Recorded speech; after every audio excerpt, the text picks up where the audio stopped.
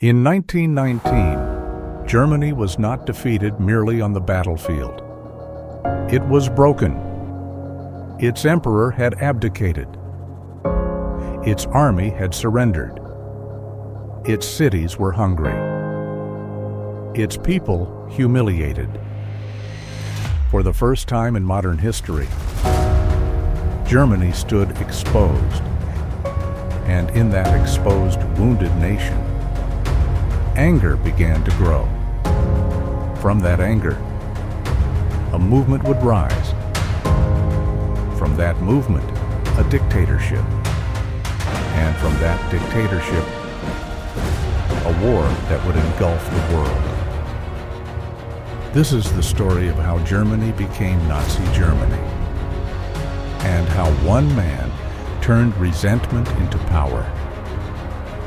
His name was Adolf Hitler.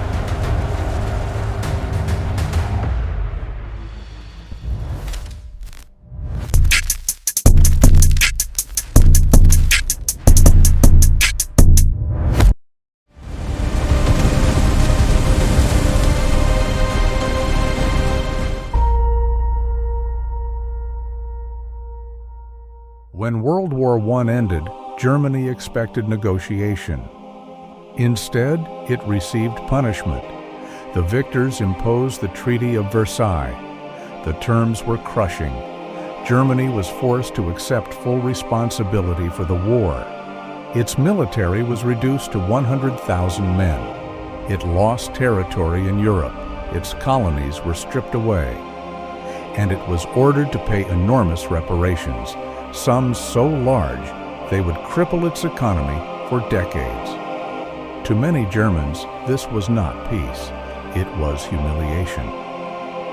The old empire collapsed, replaced by a fragile democracy known as the Weimar Republic.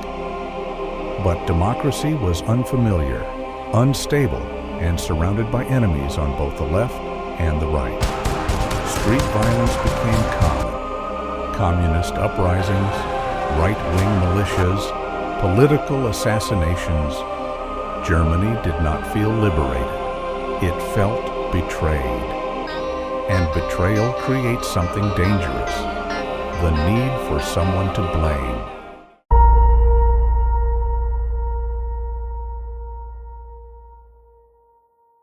In 1923, Germany's economy collapsed completely. Hyperinflation spiraled out of control. The German mark lost value by the hour. A loaf of bread that cost 1 mark soon cost 100, then 1,000, then millions. Workers were paid twice a day so they could rush to spend their wages before prices rose again. Children played with stacks of worthless currency. Savings, built over lifetimes, vanished overnight. Middle-class families who once felt secure were suddenly destitute. This was not just economic hardship, it was psychological destruction. People began to believe that democracy had failed them, and in times of chaos, extremes become attractive.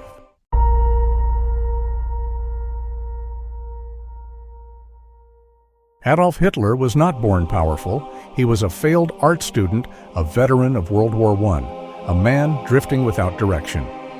After the war, he joined a small nationalist group, the German Workers' Party. It would later become the Nazi Party. At first, it was insignificant, but Hitler possessed something rare. He could speak, not calmly, not rationally, but emotionally. His speeches were theatrical, explosive, filled with fury and certainty. He blamed Germany's defeat on traitors. He blamed the Treaty of Versailles. He blamed communists, and most dangerously, he blamed Jews. He offered something the Weimar politicians did not: clarity. Simple enemies, simple solutions. A promise of restored greatness. To a wounded nation, that promise was intoxicating.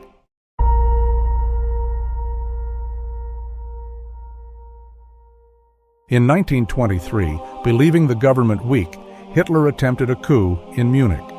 It became known as the Beer Hall Putsch. It failed. Police opened fire.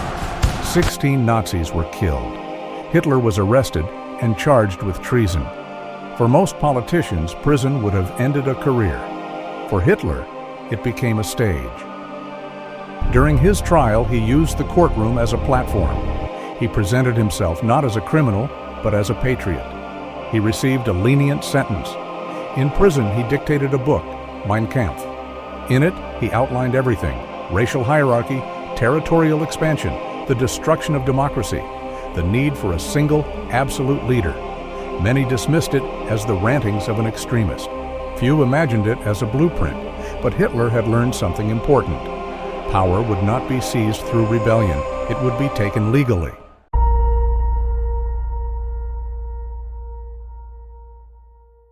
In 1929, the American stock market crashed. The global economy collapsed. Germany, heavily dependent on American loans, was hit with devastating force. Factories closed. Banks failed. Unemployment soared to 6 million. Desperation returned, but this time Hitler was ready. The Nazi Party offered food programs, organized rallies, uniforms, flags, identity.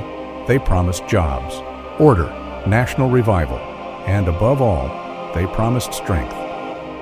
As mainstream parties argued and fractured, Nazi support surged, from fringe movement to political force. By 1932, the Nazis were the largest party in the German parliament. Democracy was still alive, but it was weakening.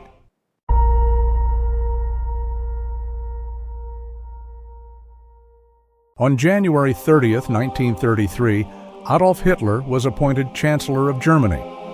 Conservative elites believed they could control him. They believed they could use his popularity. They believed he would moderate.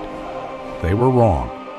Just weeks later, the Reichstag building, Germany's parliament, went up in flames. Hitler blamed communist conspirators. Fear spread instantly. Using the crisis, Hitler persuaded President Hindenburg to sign emergency decrees. Civil liberties were suspended. Freedom of speech ended. Political opponents were arrested. Then came the Enabling Act. It allowed Hitler to pass laws without parliamentary approval.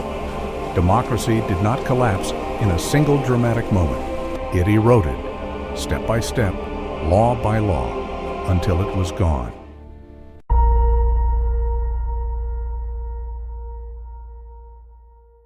Once in power, the transformation was rapid. All other political parties were banned. Trade unions dissolved.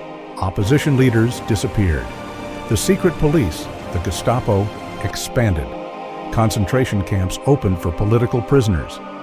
And propaganda flooded the nation. The mastermind behind this machine was Joseph Goebbels. Radio broadcasts filled homes. Films glorified leadership. Posters portrayed unity and strength. Children were enrolled in the Hitler Youth.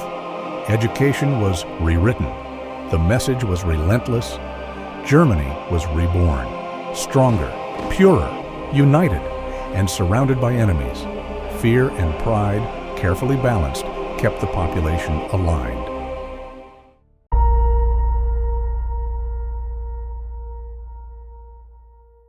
Hitler's government invested heavily in public works. Highways, the Autobahn, were constructed. Military expansion secretly began. Unemployment fell. For many ordinary Germans, life appeared to improve. But this recovery was built on preparation for war. Factories shifted toward weapons production. The army expanded beyond treaty limits. The Treaty of Versailles was openly defied.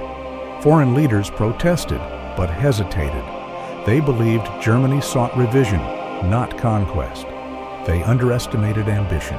They underestimated ideology. They underestimated Hitler.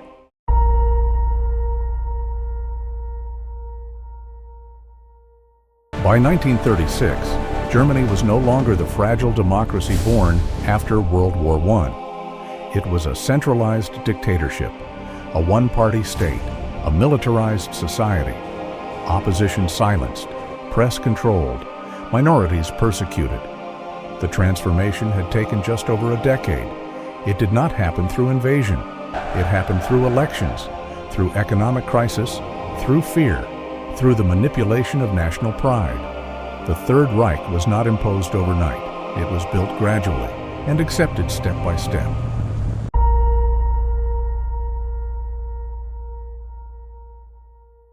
The rise of the Third Reich did not begin with tanks. It began with humiliation. It grew through economic collapse. It was fueled by anger, and it was sealed by the belief that strength required the sacrifice of freedom. History often asks the same question: how does a democracy fall? The answer is rarely sudden. It is incremental, legal, gradual. Until one day, the institutions remain, but the freedom inside them is gone. By the late 1930s, Germany stood united under one leader, confident, rearmed, expanding. The world watched cautiously, but few understood what was coming. Within 6 years, Europe would be at war again, and the consequences would reshape the planet forever. The rise of the Third Reich was not inevitable. It was chosen, and that is what makes it dangerous, because what has been chosen once can be chosen again. Before the darkness fell, before the borders shifted, before the world was consumed by war, there were lives, millions of lives. To the soldiers who marched into history and never returned, to the civilians, the mothers, fathers, children who were caught in forces beyond their control, to the innocent who paid the price for ambition, hatred, and power. This story remembers you, the First World War, the Second World War. Over 80 million lives lost across both conflicts. Not numbers, not statistics, people. May we never forget the cost, and may remembrance guard the future. History remembers. Technology evolves. The future watches.